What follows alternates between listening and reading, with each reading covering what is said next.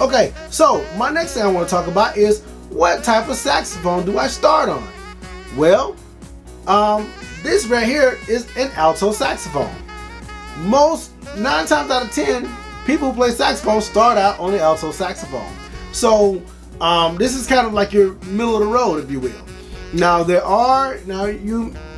everyone know there are different types of saxophones. Of course, like I said, this is the alto. There is a tenor and also a soprano.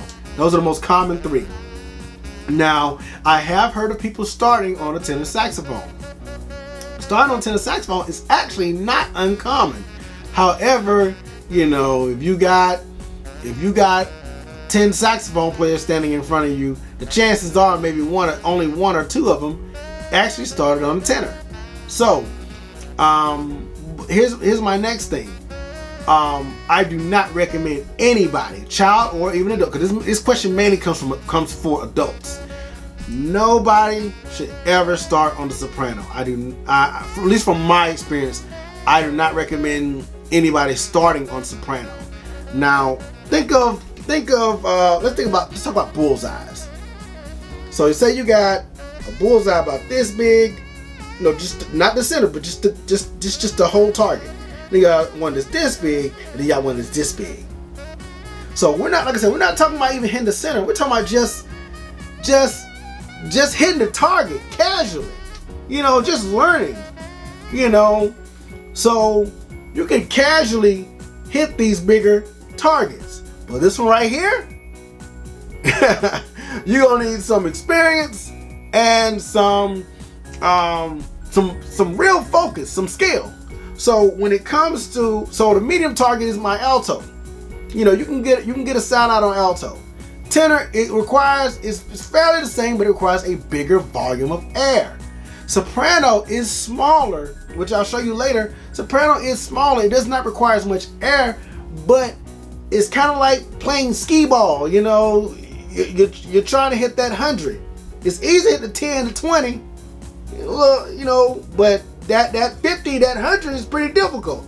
So I've seen even experienced saxophone players have problems with the soprano saxophone, have intonation issues just all over the place. Now, if you're an experienced saxophone player, at the least remotely, relatively what it's supposed to sound like. A beginner, not so much. So I really recommend you start on the alto. 9 times you're gonna start on alto, especially if you're starting a band program. If you're a child starting a band program, and that's where you'll get a few who start on tenor, depending on how many saxophone players the band already has. Now, the second strike against soprano saxophone is, because I have had a few children, like I said, it's mainly adults who inquire about soprano saxophones.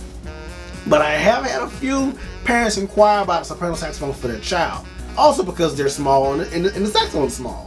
Well, just a few more things that you need to know about soprano saxophone. Saxophones come in 3 tiers, if you will. And what I mean is, you got beginner, intermediate, and advanced or professional level instruments. Okay, so most instruments you're gonna start out with in middle school, or just beginner. It's gonna be beginner level instruments. A soprano saxophone is not considered a beginner level instrument. Generally, manufacturers don't make quote unquote beginner level soprano saxophones.